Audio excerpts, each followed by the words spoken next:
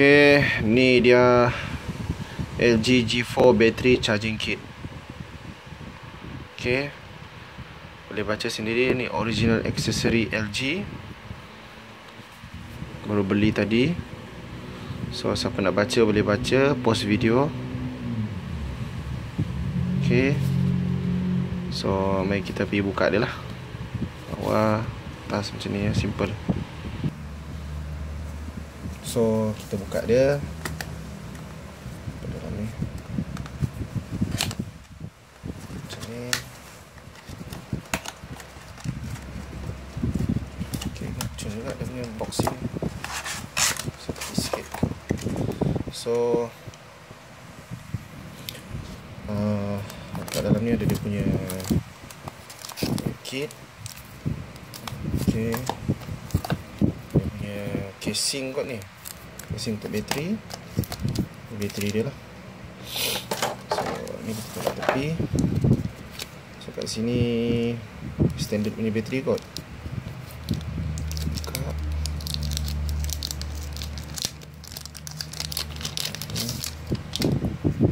So G4 punya bateri lah. So nak baca-baca boleh pause. Okay, nampak. Okay, kita buka lagi dia punya casing pula yang ni.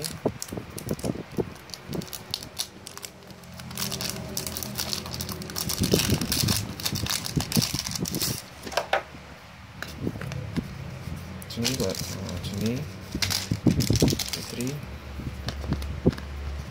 macam tu. Tu dia, nampak, tu dia kemas sikit. Ini pula susah pula buka kan. Okay, simple je lah, macam ni je lah. Nanti letak stiker cantik ada. Bateri macam ni, macam tu je lah, simple. Ni lubang charger dia, ni lubang charger. Pakai yang normal standard punya lah. Tu dia. So ni dia punya indicator dia, charger penuh, branding dia LG. Nampak? Tu. Okay, je lah. Tapi jom kita try dia charge pula. Okay, so kita nak try charge dia. Testing tengok. Oh, sama macam S5 juga. Saya ada yang S5 punya. Testing pula charger ni.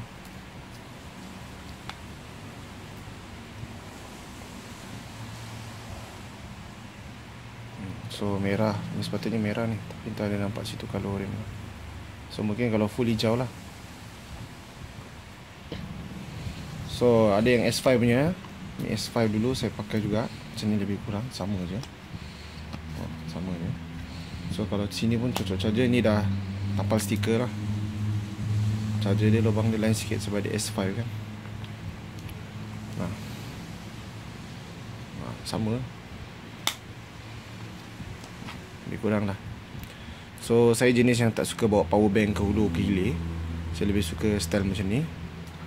Tapi sayang sekarang ni pakai S5. Ni nanti nak jual, kita beli G4.